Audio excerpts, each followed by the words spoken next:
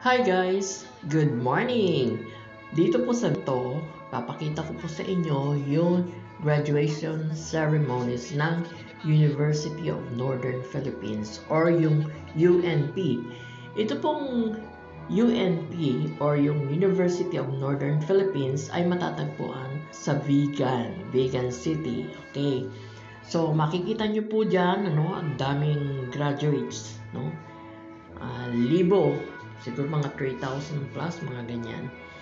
So nakita nyo sila, mga nakapayong sila, matindi ang init po dyan, dalawang kulay ng payong nila, yan makikita nyo, green.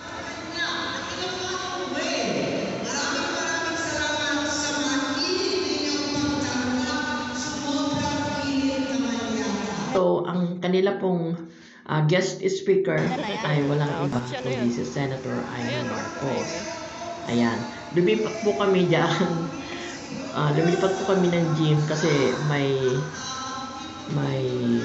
live telecast po na doon. So mas comfortable po para sa mga parents and benefactors na doon na lang mag-stay kesa po doon sa labas, At nagkaroon din po tayo ng chance na makapagpa-picture doon sa poster, welcome poster niya. So ito naman po yung